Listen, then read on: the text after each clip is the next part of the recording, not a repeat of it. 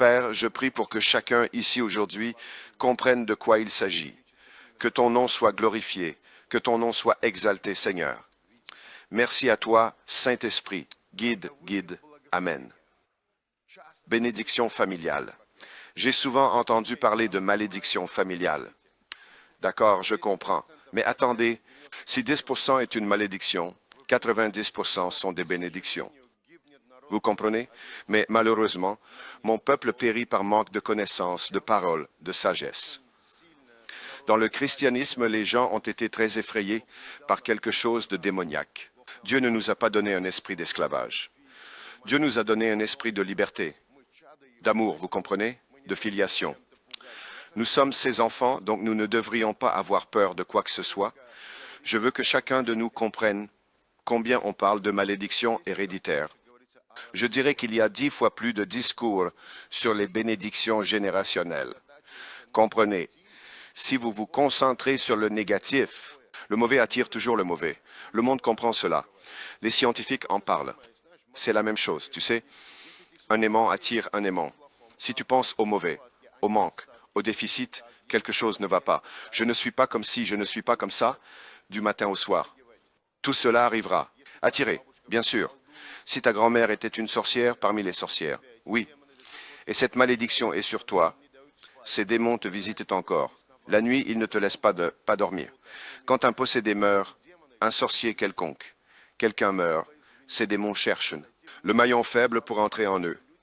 Le maillon faible, ce sont les gens qui sont à moitié croyants ou non croyants, ou qui n'ont pas de protection spirituelle. Donc de grand-père, de grand-mère, c'est passé au petit-fils. C'est réel. Allons plus loin. Il y a aussi, oui, des malédictions ancestrales. Un certain arrière-arrière-arrière-grand-père était un meurtrier. Tout cela pèse spirituellement sur cette lignée.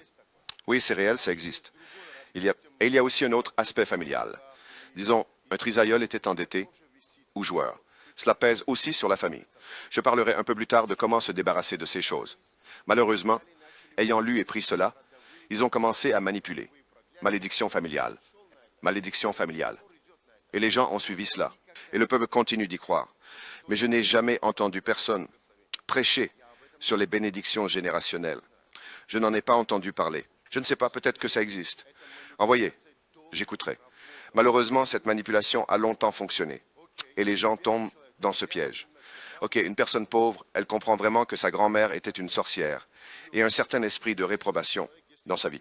Bien sûr, cette personne, si elle n'a pas de connaissance, lorsqu'elle entend parler de la destruction des malédictions héréditaires, ne comprend pas que ce n'est que de la manipulation.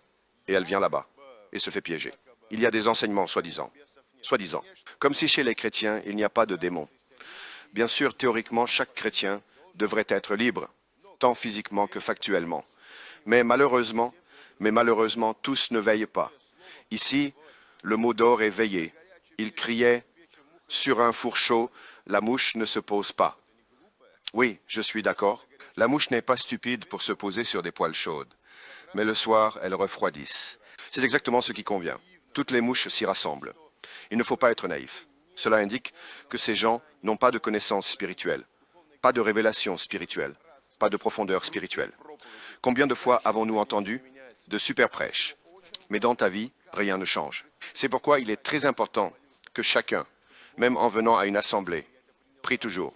Prie pour que Dieu m'aide à recevoir cela au niveau de la révélation. Pas au niveau d'information. Tu acceptes au niveau d'information et tu t'en vas. Et c'est tout. C'est le dimanche, il y avait un sermon tellement génial. C'était quoi ce sermon? Je ne me souviens pas. Cela s'appelle recevoir au niveau de l'information. Donc, la première chose que je veux vous transmettre, s'il vous plaît, où que vous soyez, lorsque vous entendrez une prédication, dites, Seigneur, je veux recevoir cela au niveau de la révélation, pas juste au niveau de l'information. D'habitude, bon, d'accord. Allez, mec, qu'est-ce que tu peux encore m'apprendre de nouveau? Je n'écoute jamais les prédications au niveau du savoir, au niveau de l'information. J'écoute au niveau de la révélation. Comprenez, c'est très important. Au niveau de la révélation, tout cela pénètre dans ton cœur et il reste pour toujours. Amen. J'ai vu qu'il y avait réellement des problèmes dans ma vie. Au début, je pensais, je suis chrétien, je suis libre. Eh bien, j'ai entendu de tels leaders, on peut dire. Jésus t'a libéré, tu n'as pas de problème. Ha, tu sors de là et les problèmes t'attendent dans la rue. Ils disent, eh bien, allons-y. Tu es resté coincé là.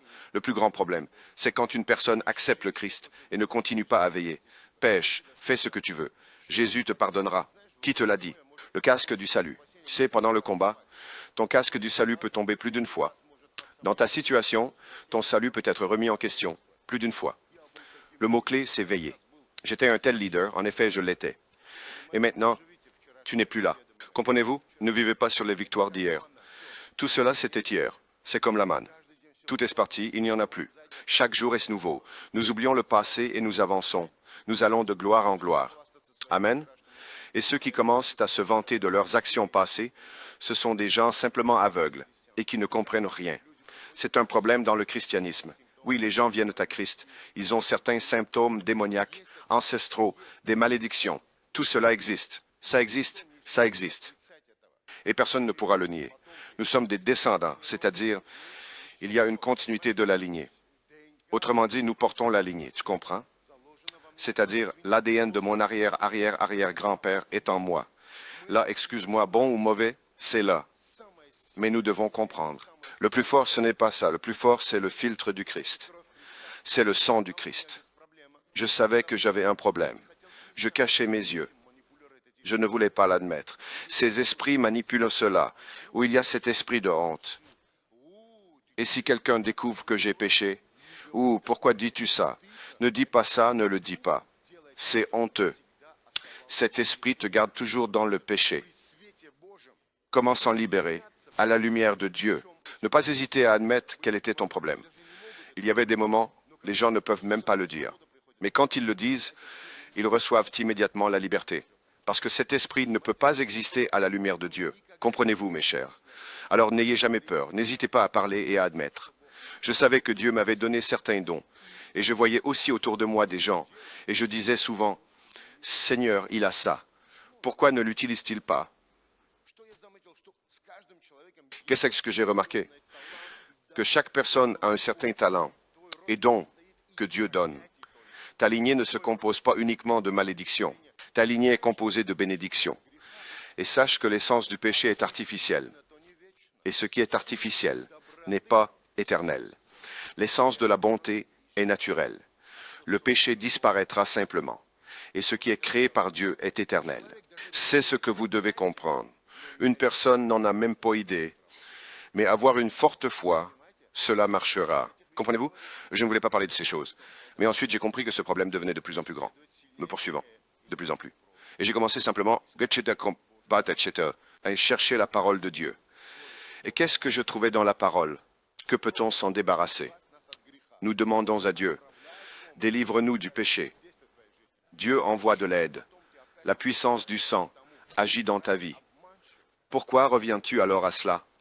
L'ennemi est un trompeur. Il est le père du mensonge. Il commence à t'envoyer des impulsions, les impulsions de mensonge. Tu pries pour rien, cela ne fonctionnera pas. Et cela commence à briser la barrière de la foi. La foi est un bouclier qui éteint les flèches enflammées. Tu dois avoir une foi puissante, c'est-à-dire une foi ferme. Que tu pries, tu ne doutes plus. Si des symptômes apparaissent, je te détruis au nom de Jésus-Christ. C'est-à-dire, souviens-toi, l'ennemi ne peut pas entrer dans ta vie, ne peut pas ramener les malédictions ancestrales, ou les symptômes de la maladie, ou les symptômes du péché. Il ne peut pas, tant qu'il ne détruit pas ta barrière. Et ta barrière, c'est une foi forte. Quand je priais, j'ai vraiment ressenti la guérison. J'ai vraiment ressenti la libération. Mais il y a eu un moment où je tombais dans le piège. Que se passe-t-il? Il faut ici mettre l'accent sur le bouclier de la foi. Tu peux être ici, et ton frère quelque part là-bas, tu peux le protéger avec le bouclier de la foi. Le bouclier de la foi peut te protéger, ta maison, ta famille, ta lignée, ta nation. Il faut être un tel chrétien. Toute l'armée diabolique combat les chrétiens pour briser le bouclier de la foi. La seule arme qui vainque le monde, c'est notre foi. Si ta foi est faible, tu es comme le vent. Tout l'accent est mis sur le bouclier de la foi. Le diable ne s'attaque pas à tes finances, il s'attaque à ton bouclier de la foi. Analysez tout. Vous arriverez tous à cette conclusion. Combien de fois as-tu fait le bien? Tu as douté. Combien de fois as-tu prié? Encore tu as douté. Le sang du Christ ne fonctionnera pas dans ta vie si tu n'as pas la foi. Notre foi triomphe du monde. Nous devons comprendre. J'ai commencé à travailler. Ce n'est pas simplement « Petit Dieu, pardonne-moi ». Eh bien, petit Dieu, tu sais que tu n'es pas parfait? Élimine tout. Non, les gars, ça ne fonctionne pas comme ça. Nous avons pris un passage des Écritures. Dieu connaît tous nos besoins. Oui, il sait. Mais il veut que tu parles. Ton lignée peut avoir eu 10, 20 générations de sorciers et de meurtriers. Peu importe qui était ton grand-père. Joueur ou tireur, peu importe. Alcoolique ou bourreau de travail. Peu importe qui il était. L'important, c'est que tu es de la race humaine. En quoi consiste la supériorité? Dans le fait que nous ne sommes pas l'auteur du péché. Nous sommes provoqués. Le plus important, c'est que tu es créé à son image pour refléter sa gloire. Si tu ne connais pas ta valeur en Christ, tu seras toujours manipulé par le péché. Tu pécheras toujours. Si tu ne connais pas ta véritable valeur en Christ, tu seras toujours vulnérable au péché. Voici venir le prince de ce monde, mais en moi, il n'a rien. Souvenez-vous de ces mots. En moi, il n'y a rien, car il savait d'où il venait. C'est pourquoi il répondait sans problème. Il est écrit, il est écrit, il est écrit. Écrit. Il vivait dans cette écriture.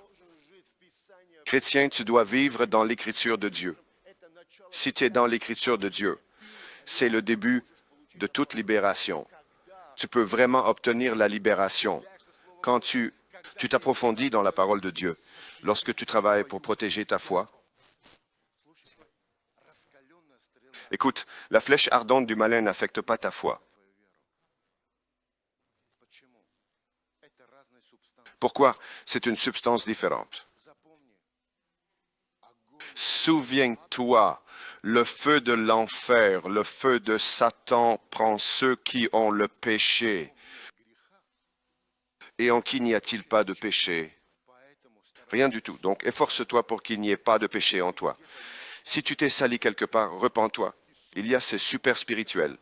J'ai prié pour ça et j'ai quand même reçu. J'ai souffert. Non, les gars, c'est par manque de révélation que tu reçois. Dis-moi, es-tu ton propre soldat ou es-tu le soldat de Dieu? Essaie, va dans la rue, frappe un militaire, va frapper, il est protégé. Par qui? Par l'État. Et tu sais qu'il est Dieu? Et c'est pourquoi, quand on me dit, je prie, je me perds. Peut-être même que tu es saint, mais ta foi est nulle. Tu ne travailles pas pour renforcer ta foi. Et j'ai commencé à détruire ces malédictions pas à pas.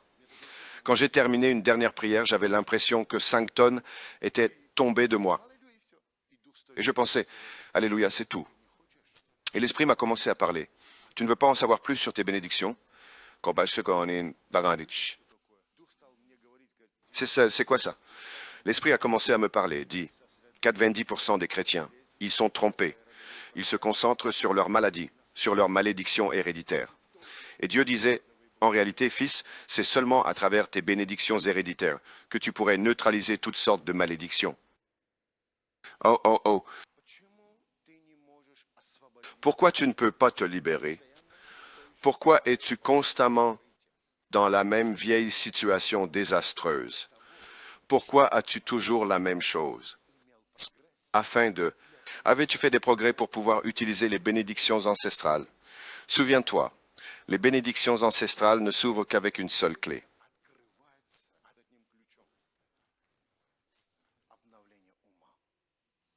Renouvellement de l'esprit. Mise à jour de l'esprit. Mon grand-père était comme ça, et je suis pareil. Tu ne comprends pas que je ne changerai jamais. Le vieux caractère ne veut pas. Et dans le vieux caractère vit la chair. Et la chair est la 5e colonne.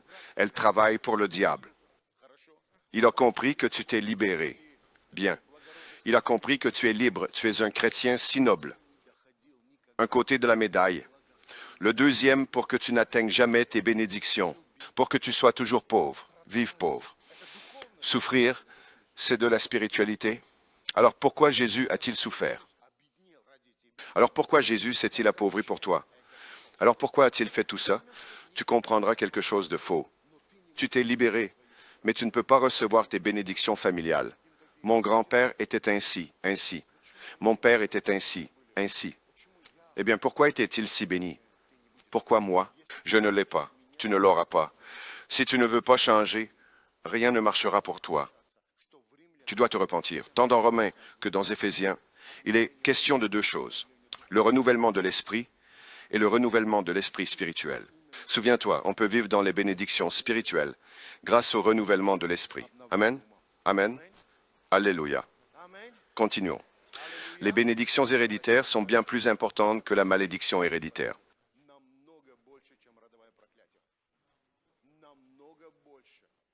Beaucoup plus, parce que la malédiction est due à la désobéissance. Dieu peut pardonner, Dieu peut purifier, Dieu a tout enlevé. Le Christ a purifié. Pourquoi je dis clé? Nous, la race humaine.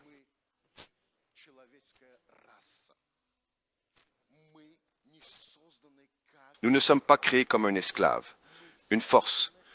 Nous sommes créés pour démontrer la gloire de Dieu. Aujourd'hui, un devoir. Tu iras. Je veux que tu passes toute la soirée, toute la nuit à réfléchir à comment la gloire de Dieu se reflète à travers toi. Amen. Toute personne est bénie. Il est béni. Comprends que le péché est artificiel. Il est temporaire, mais la bénédiction est naturelle et fondée.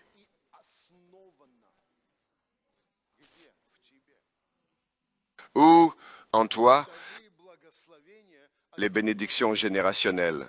Elles sont beaucoup plus fortes. Vous savez quoi? Quel âge ai-je déjà? Je viens tout juste d'apprendre à utiliser les bénédictions héréditaires. Oh, tu as de la chance. Tu as été embauché là-bas, au gouvernement. Donc tu n'as rien compris. Ah, tu as de la chance, c'est ton père là-bas, milliardaire, donc tu n'as rien compris. Non. Non, toute personne de n'importe quel endroit, de n'importe quelle position, lorsqu'elle commence à comprendre que la bénédiction est déjà en elle, c'est seulement à travers le renouvellement de l'esprit, à travers la contrition. Dieu vit dans les cœurs contrits. Un cœur contrit et un esprit renouvelé. C'est une bombe atomique. C'est une explosion. Je ne sais rien. Je sais seulement une chose. Le Christ crucifié, ressuscité est à venir. Quand tu n'as pas de renouvellement d'esprit, tu cries, moi, partout, moi. Ton esprit n'est pas renouvelé. Renouvellement, un cœur humble. Tu continues à te vanter de ce qui est nouveau. Lucifer louait Dieu. Il avait un instrument en lui. Pourquoi l'a-t-il perdu? À cause de l'orgueil. Quand Dieu montrait que je ne devais pas quémander, Dieu, bénis-moi, je promets, je donnerai de l'argent, donne-moi, je te donnerai quelque chose. Quelque chose quand ça quelque chose restera. Je donnerai d'abord tout au diable, et ensuite il te restera quelque chose. Parfois, les gens, ils disent nous croyons en Dieu, mais servent fidèlement Satan par leurs actions. Ils ne réalisent même pas qu'ils ne sont que des marionnettes, car le diable a détruit leur barrière de foi. Barrière de foi, cœur humble, esprit renouvelé. C'est une plateforme, parce qu'il t'a déjà tout donné. Je veux que chacun de vous comprenne. La race humaine est maîtresse dans cette dimension.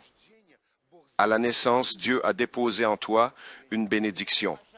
Donne, s'il te plaît, sinon je n'irai pas à l'Église. C'est de la manipulation. C'est manque de connaissance. Quand tu doutes, c'est là ton ennemi. Sais-tu quel était le problème d'Israël quand ils erraient dans le désert? Ils avaient un cœur obstiné. Par conséquent, dans ta vie, tu ne peux pas recevoir ta bénédiction héréditaire. Nous ne devons pas mendier la bénédiction. Nous ne devons pas faire ça. Quand tu supplies pour la bénédiction, le diable a la main mise. Il a compris que tu n'as rien compris et il peut continuer à manipuler ton argent, ta santé, tout ce que tu as. Dieu, quand il nous a créés, il a déjà mis en nous la bénédiction. Tout d'abord, le souffle de Dieu. Dans le souffle de Dieu, il y a tout. C'est tout. Dans le souffle de Dieu, il n'y a pas de péché. Dans le souffle de Dieu, il n'y a pas de souci.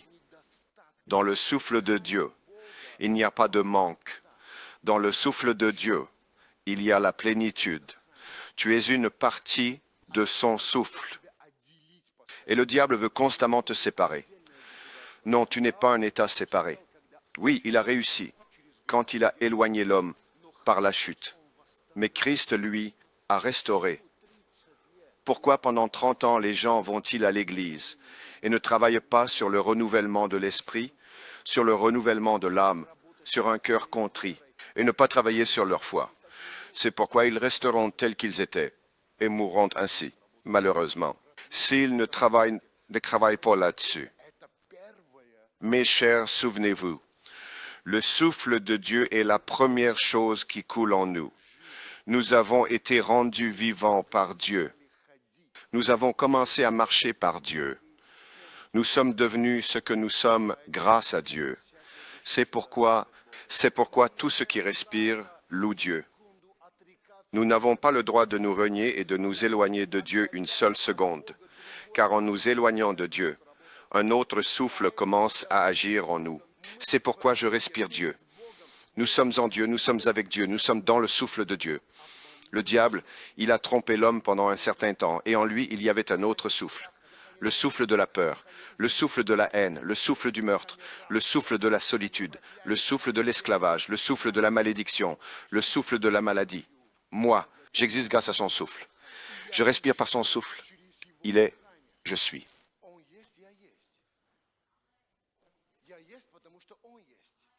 Je suis parce qu'il est. Aujourd'hui, tu seras général. C'est ton destin, de lion.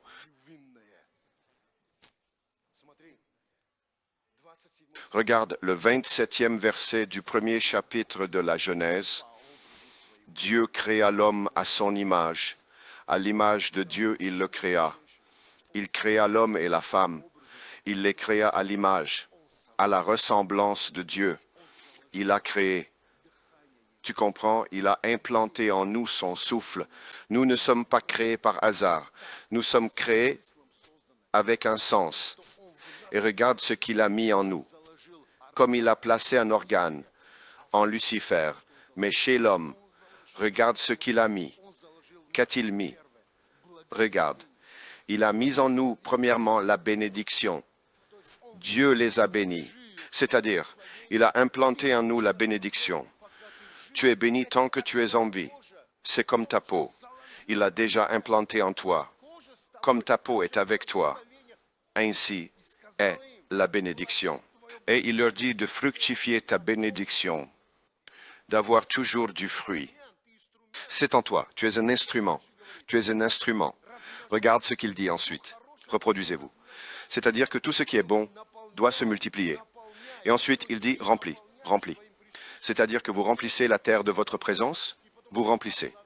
Et ensuite, il dit posséder, ce remplissage, cette possession. Ensuite, il dit domine. Nous sommes les maîtres, les gars. Un esclave ne peut pas posséder et dominer. 6 éléments ici. 6 éléments sont posés pour ton succès à vie.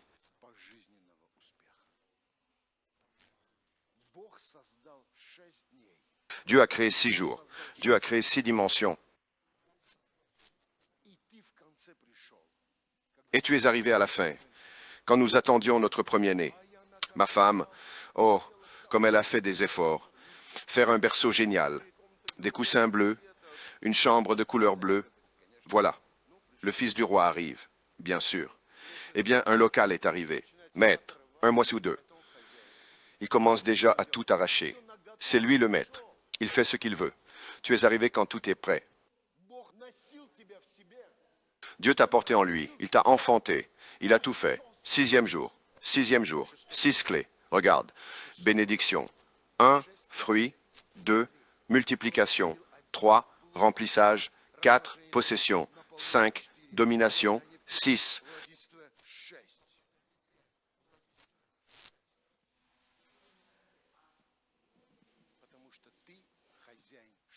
parce que tu es le maître du 6e jour.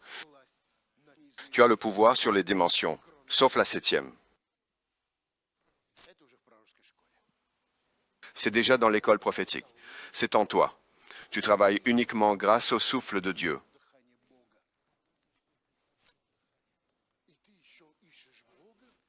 Et tu cherches encore Dieu. Et tu dis encore, où est Dieu? Va, regarde-toi dans le miroir. Voilà, trouve Dieu là. Oui, le diable, il a volé. Le diable a volé. Mais Jésus est venu. Il a tout rendu. Il a tout rendu. Par les blessures, nous avons été guéris. Première épître de Pierre 2, 9. Mais vous, race élue, ah, comme j'aime ce mot. Et ici, on peut plus fort et lentement. Une nouvelle race élue, une prêtrise royale. Comment peut-on pécher après cela?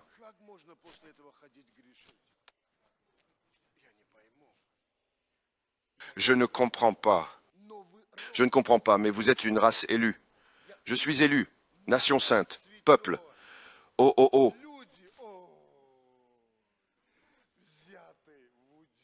Prise à part. Oh, oh, oh, oh, oh, oh, oh, oh, oh, oh, oh, oh. Aïe, aïe, aïe, aïe.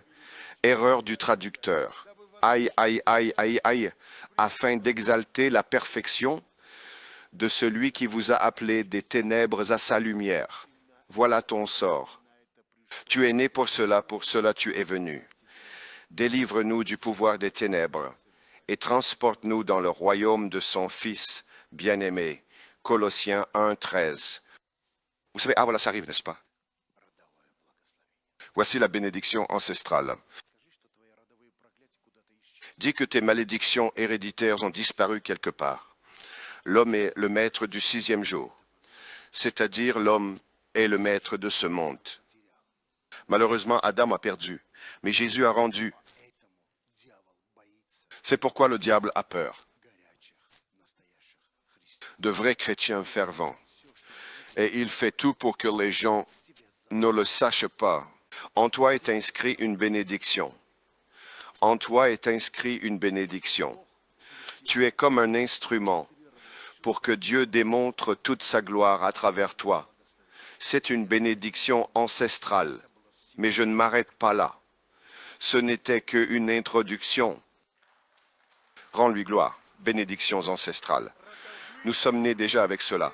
Nous sommes venus sur cette terre avec des bénédictions.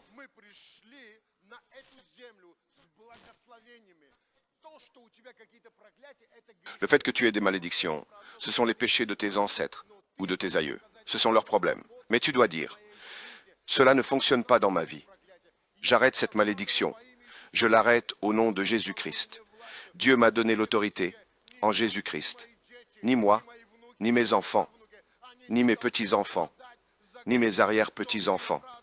Ils ne doivent souffrir pour les péchés des pères ou des ancêtres.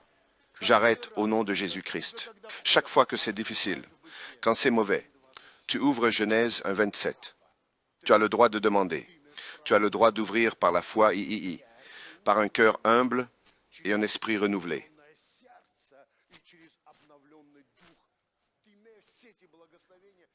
Tu as toutes ces bénédictions et tu te plains encore de la vie.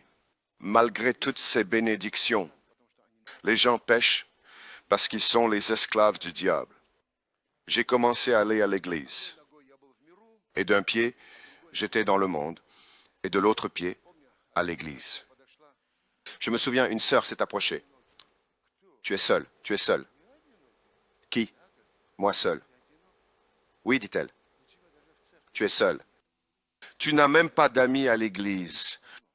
Eh bien, je pense qu'à mon avis, il y en a probablement plein dans le monde. Pourquoi n'as-tu pas d'amis à l'église? Parce qu'il y en a beaucoup dans le monde.